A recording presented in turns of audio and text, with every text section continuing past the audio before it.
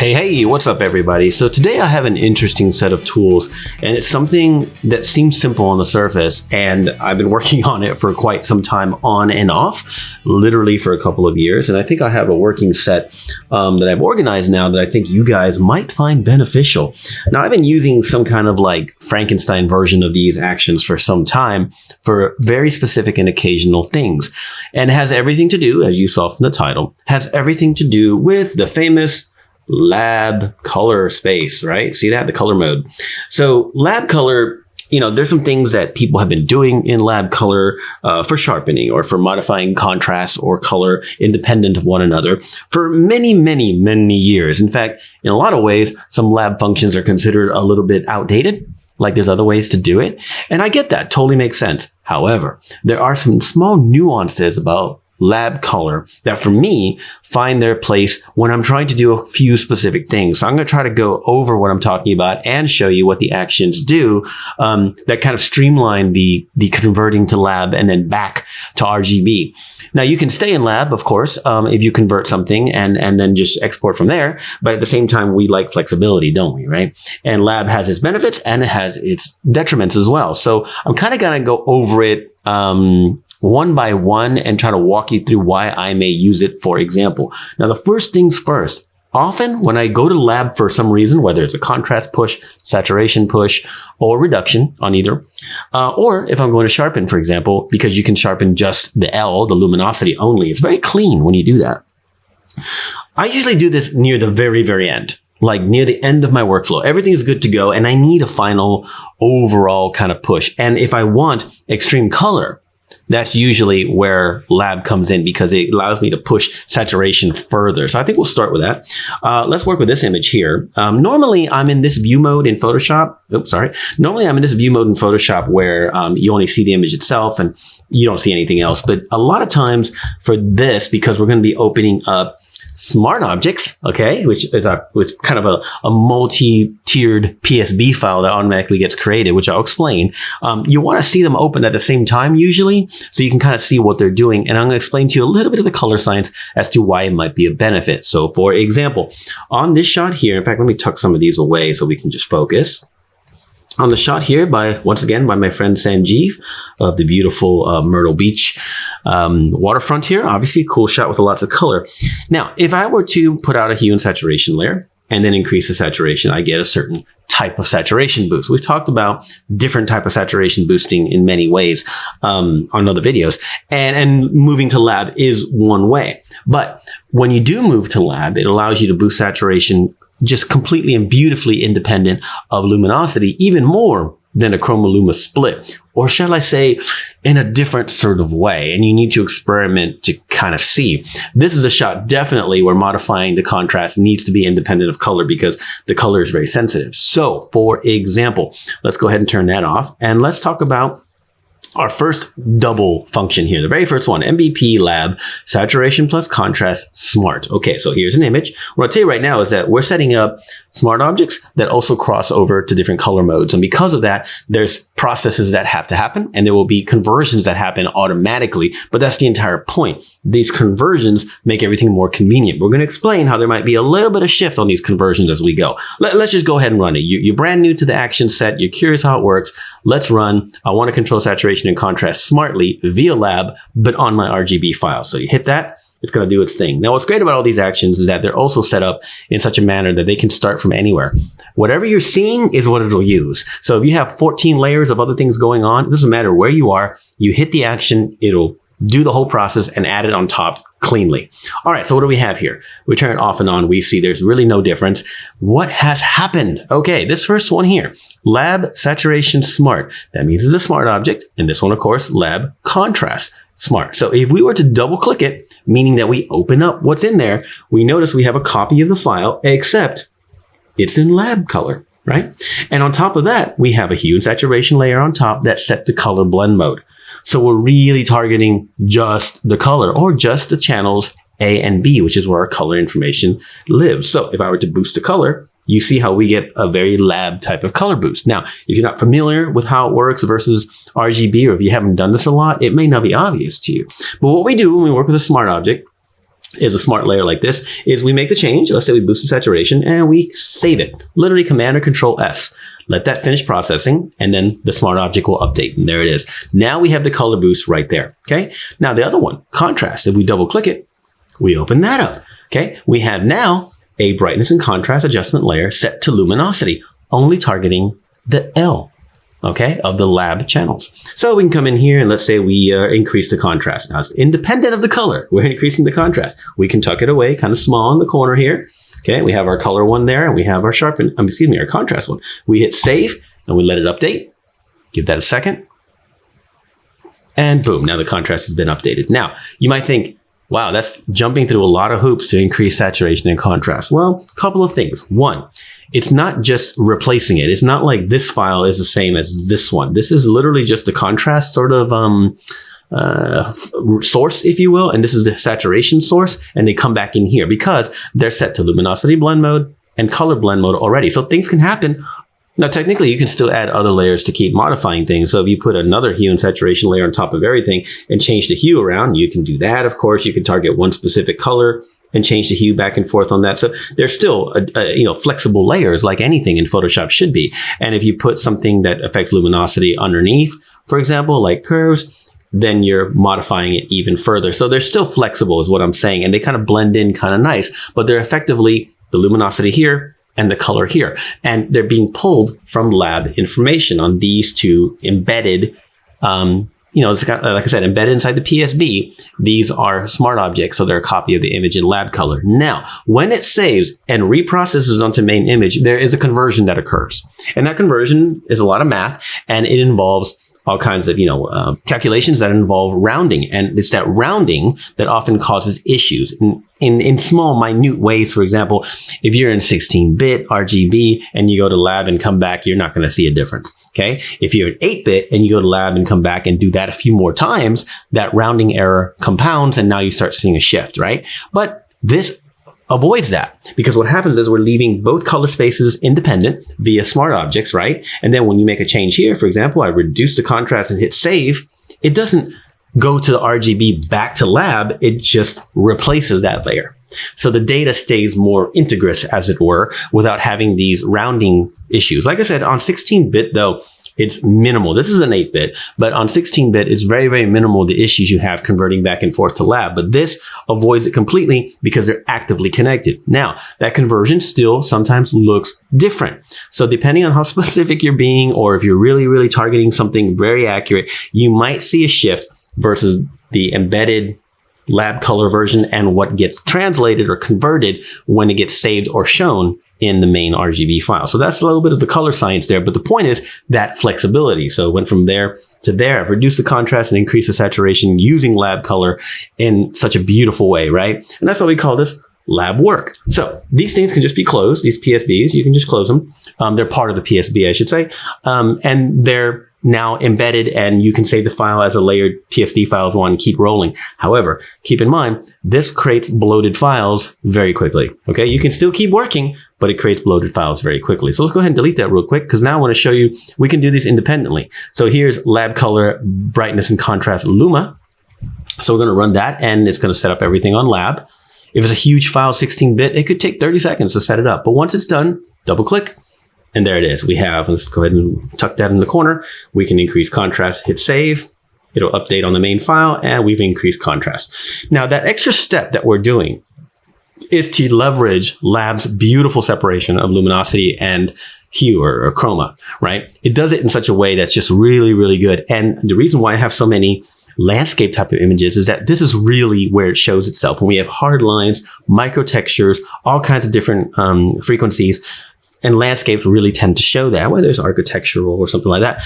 Portraits, yes, but not as much. And this is why landscape people, I should say, tend to really, really like going to lab for final work of saturation, contrast, or color boosting, things like that. It works so well. But what I've done is, which many people have done, but we've organized it now into an action set, is everything is smart. So we're not reprocessing back and forth as we tailor the look exactly like we want, okay? Now, what's interesting is that this is the contrast that I have created via this action, right? But underneath it, or on top of it, let's go on top. On top, I can go to, selective color. And I can grade if I wanted to. and keep working with it, and that's fine. But the contrast is still modifiable here. If I were to reduce it and hit save, it resets, and there you go. Now the main file, the main working file, has that smart object embedded in it, and I still have my color grade. So it's flexible and workable in your entire workflow, okay? You can close that out, don't need it, and just delete. These things just vanish. It's really kind of convenient in that regard. We also have another one. Let's go ahead and run that one real quick.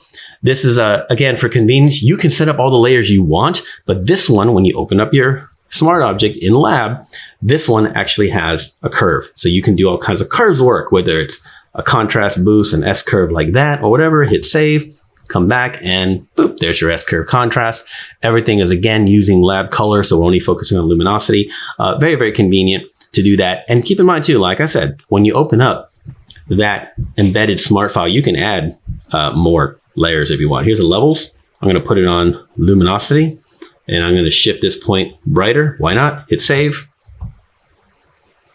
Boop, there it is, right? These are not great looks that I'm doing here, but you get the idea. Everything is embedded in there. The point is, do your luminosity or your saturation, hue, saturation, and shifting modifications here in Lab, save it, and when it brings it back in, like I said, it reprocesses it to convert it to RGB, but you're not processing and reprocessing and reprocessing and reprocessing. You're not losing generations because it's a smart embedded object, right? And the layers are set up for fast and convenient type of view. So let's go to the car image here. We've used this one a lot by my friend Ryan, a little more resolution as I recall. Let's go ahead and put it back in window mode. I'm going to tuck it sort of here, I think. Okay, cool. Now let's go to LabSat Chroma Smart. Okay, same kind of thing, but only using an HSL or hue saturation layer with saturation and hue. Now keep in mind, because it's in color mode and only targeting that when we open it up, okay, when we open that up, if we mess with lightness, nothing happens because it's not being targeted, right? But when we mess with saturation, we get all that beautiful sort of lab boosting saturation if we want. We can choose a hue and shift that specific hue or increase the saturation of just that. So there's an increased saturation of the reds, and then we'll boost the blues a little bit, or maybe a lot. Hit save, give that a second. It's a bigger file, so it takes a second, and I'm recording. There it goes, boom. And now we have beautiful lab color saturation right there, exactly where we want it. Super, super great, super, super simple. Go ahead and close out that PSP, that's fine. Now we have another one, which I'm gonna use on this shot of Horseshoe Bend, also by my friend Sanjeev. Let me tuck some of these away. There we go. We're going to run the LabSat Chroma Smart Saturation Mask. Okay, so this one's really protective of your saturation, okay? So once it's done running, it does a couple of things. One, it has the same thing where you double click the smart object and you get a lab color version of your image with a HSL layer or hue saturation layer, set the color, going to target only the color. But on top of that, everything is set up too. If I hold down Alt or Option, this is your main RGB file, the original file, we have a saturation mask. So while we work here, if we boost color all crazy and hit save, it still gets filtered back after it converts. It gets filtered back through a saturation mask, which lets you boost color in extreme ways, right? But still makes it somewhat pleasing. So you can get really, really crazy. On top of that, that mask, if you click on the mask and go to your properties, you can take that density down and bring some of that full saturation in. And this is how you get that like extreme color that doesn't look like a technical problem when you need it. Now, this Horseshoe Bend shot does not need this, but in my opinion. But sometimes when you want that crazy color, this is the way to go about doing it. And don't forget too, if you want a saturation mask and you want that boost in there, but only in specific places, okay, cool. You can take the entire smart object, group it, and create a black mask. And then now, when you paint, let's say you only want the water, now we're using lab color saturation boosting methods filtered through a saturation mask and only on the water and this other kind of, greenery and whatnot. Cool. Come back in here. We can even boost the saturation some more. Hit save. Let's save, convert, and there it is. And now we have this cool boosting of, it's very hard to see. I know it's very subtle. We have this cool boosting of just this area right here. Now I've got a little bit of a sloppy mask there due to some lag. That's okay though. We'll just clean that off. No big deal. But as you can see, we can get that sort of targeted narrow with it if we really, really want. And that's what it's for, again, to let you use the power of lab, but in a more organized sort of way.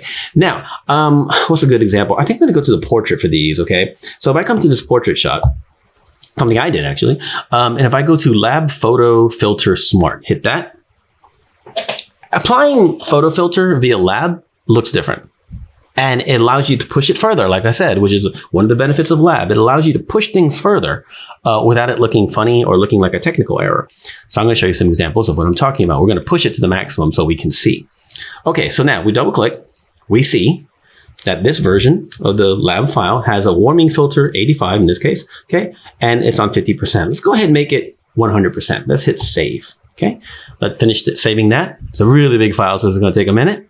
Cool, now that it's done, I'm going to turn it off for a minute because I want to show you what happens if we take a photo filter, 85, 100%. You see that? You might think, oh, well, it's preserving the luminosity, the bright areas. Yeah, but there's a strange hard fall off in those spots. I don't like it. I'd rather push color blending like that. Now, over here, if you change the color, let's go to cooling. Okay, that's super crazy strong. How about this one? All right, blends really nice. How about this one? Oh, I like that one. Hit save. Gonna let that re-engage. Okay, that happens to be 80. Let that save. Here it comes. Boom. See how beautiful that's blended in, right? So if we put this back on and go to 80 at 100%, we get that kind of look. The original colors are lost. There's a lot of weird clipping in the highlights. Here, we have some of the original still there. The clipping is very, very smooth, very, very nice. We have a beautiful photo filter type of look, but it looks better. And that's why we have the lab sort of, jumping through hoops here to use lab data so we can bring it in. Yes, it does get converted actively through the smart object. However, that conversion, like I said, I want to repeat, it's not converting and then converting the same thing again. So it's not a generation loss. And that's why we can play and have fun with it and be creative with it, freely as much as we want. Now, we also have a gradient map wash. We're going to show you that real quick. Now that it's done, it's just a demo version of some kind of cool colors in there. You can see we have this grad map here. Now, if we change that grad map to something else, I've got various silly ones that I've created over the years. If I have like this one or this one, let's go with that one. It's all super strong. We can change the opacity of it and that's fine. But see how nice it looks, how blended it looks, and there's no weird clipping, whatever. We save that, let it kind of update over here. Okay, there we go. And now we just change the opacity if we need to, right? So there it is, a little bit less, went from there to there. Beautiful color grade, smooth. We don't get a weird sort of like false positive, like, I like the intensity of the color, but I don't like the strange clipping. I don't like the strange fall off. It's just so much more smooth when done with lab and color blend modes, right? So again, it's just a way of using similar tools, but in a smarter way to get smoother results when you want to push things a little further. On top of that, another great example, we'll show you this one, is lab color, just color wash in general, using smart objects and lab color. We'll let that finish. Okay, so now let's look what we have here. We have obviously a red solid color layer set to soft light. That's just a default, and you can see how beautiful it looks. You see that? Now, what if we did that here? What if we went to solid color, red, 100% red, right? And put it on soft light. You see what we get? We get, again, harsh, bright highlights as opposed to blended highlights. It's very difficult to see, but you see how the fall off is so much more different, right? When it's done with lab, when it's embedded like this, even with the RGB conversion actively through the smart object, it looks so much better. All right, so let's go back to the horseshoe bend image, and we're going to talk about doing a lab monochrome conversion, which is pretty straightforward. But again, sometimes, especially when you have lots of different textures, using lab simply to go to monochrome and then reshaping it with a gradient map can be very, very pleasing and doesn't give you that weird, again, false positive that something is wrong when you're pushing something like contrast, right? So let's go to lab L monochrome. That's going to do similar setup again. And now we have monochrome. It looks pretty straightforward. I understand that. So let's double click, open it up. And what we have is we have all the data in channels A and B completely removed. There's no color information at all. It is pure luminosity information. And then on top of that, you're reshaping it with this gradient map. Very, very subtle. See that? So you can take that gradient map and you can change the opacity of it, but you can also increase the contrast like this if you need to or want to, right? Hit save.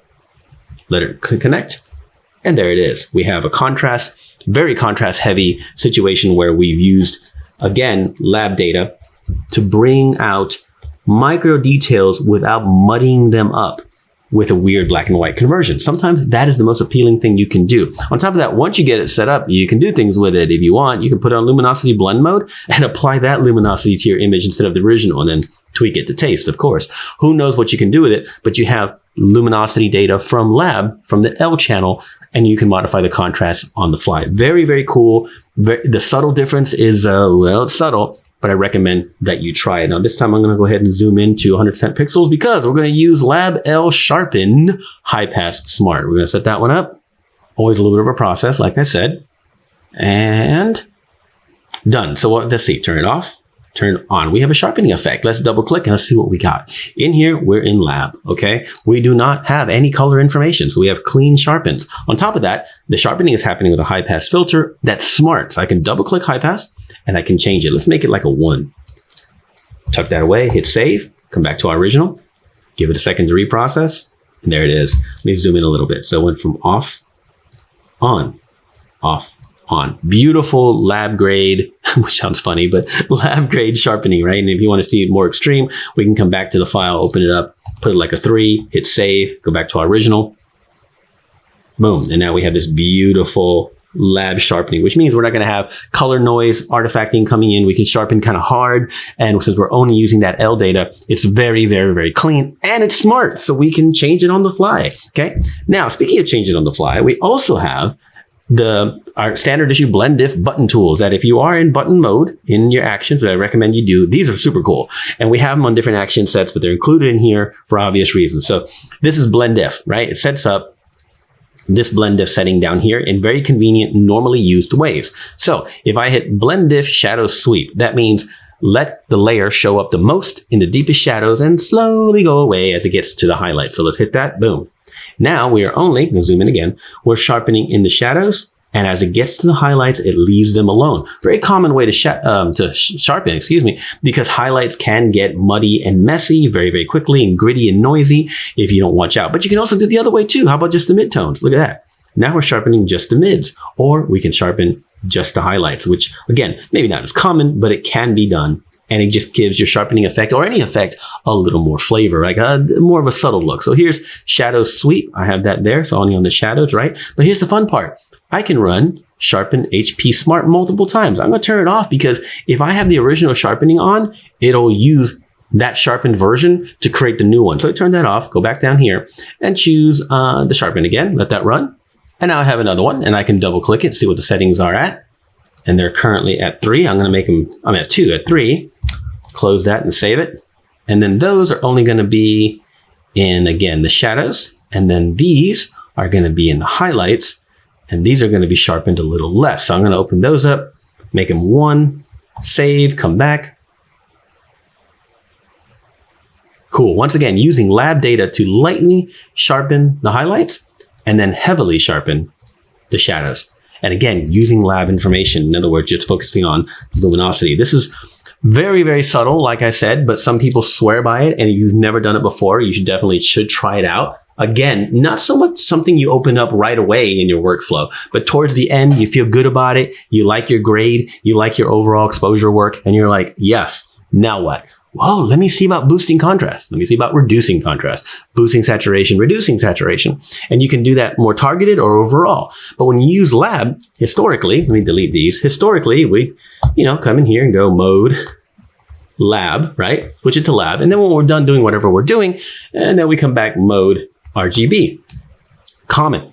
And in one go, 16-bit, no difference. It's completely indistinguishable, even though there is some rounding going on in the calculation for the conversion. But do that 4, 5, 6, 7 times in 8-bit, now you're going to have an issue. But either way, why not avoid it and do everything through smart objects so we can have that conversion happen first generation every time? So it's a little more technical. Like I said, it's not something that I want you to be scared of. The layers are not too complicated, and I made them so they can be really, really smart. So I want you to ask questions below. I want you to try these out, rewatch this video, and also, what ideas do you have? How do you leverage lab, or how have you leveraged lab over the years, and do you feel that there's a benefit?